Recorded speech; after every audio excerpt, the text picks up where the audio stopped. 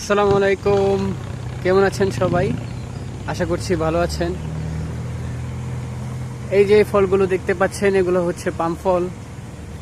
আহ, আমি এখন যেখান থেকে ভিডিও করছি জায়গাটাই হচ্ছে মালয়েশিয়া, কুয়ালালামপুর।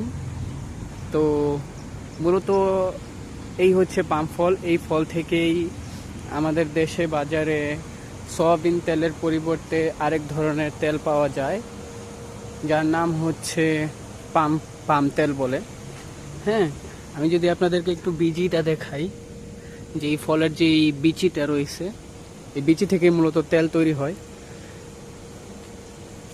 এই যে দেখুন, হ্যাঁ, এই উপরের অংশে যে অংশটুকু রয়েছে, হ্যাঁ, এটা থেকে মূলত তেল তৈরি হয়। এই যে দেখুন, এবং এর ভিতরে থাকা যে অবশিষ্ট অংশটুকু থাকে তেল নেওয়ার পরে, সেগুলো দিয়ে আবার শ্যাম্পু, সাবান এবং বিভিন্ন কসমেটিক্স তৈরি করা হয়। তো আপনারা যারা প্রথম দেখছেন, জানতে পেরেছেন, সবাই ভিডিওটিতে লাইক কমেন্ট অবশ্যই শেয়ার করবেন, যেন অন্যরাও দেখতে পায়, জানতে পারে যে এই ফল থেকেই মূলত পাম তেল তৈরি হয়।